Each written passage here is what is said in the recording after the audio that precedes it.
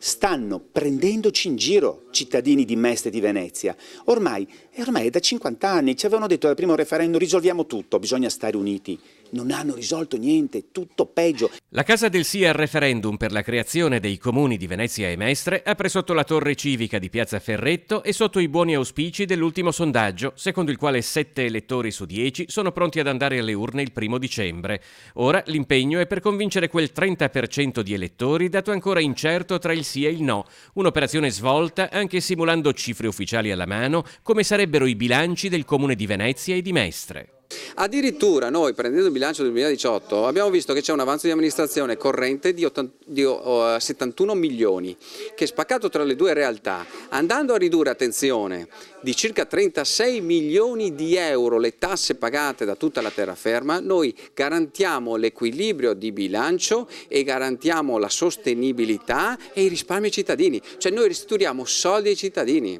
I comitati per il sì rispondono a tutto. Cosa cambia per l'aeroporto? Nulla, sostengono, perché sorge su un'area demaniale ed è gestito in concessione da una società privata. Non è quindi del comune, unito o diviso che sia, così come non lo è il porto, anche questo su area demaniale, è gestito dall'autorità portuale. Così come nulla cambia con le società partecipate. ACTV, ad esempio, dicono qui, è già una società partecipata da più comuni e che offre già i trasporti in comuni diversi. A cambiare con il sì sarebbero invece le tasse.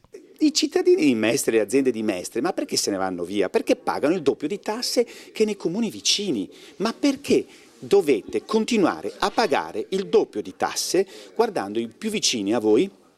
Spinea, Marcon, Mogliano, andate a guardare le tasse, quanto sono bassissime in confronto, ma anche del comune del Cavallino. Ecco perché noi abbiamo presentato il bilancio e diciamo chiaramente e onestamente ai cittadini che non ci sono problemi. Peraltro, per che problemi dovrebbe avere Mestre? Che problemi dovrebbe avere? Perché Treviso non li ha? Anzi, noi a Mestre rispetto a Treviso abbiamo 7 milioni di euro di entrate in più dal turismo. Treviso non li ha neanche Padova. Questa è la logica, noi siamo sia Mestre, la terraferma, che Venezia, 2 miniere d'oro,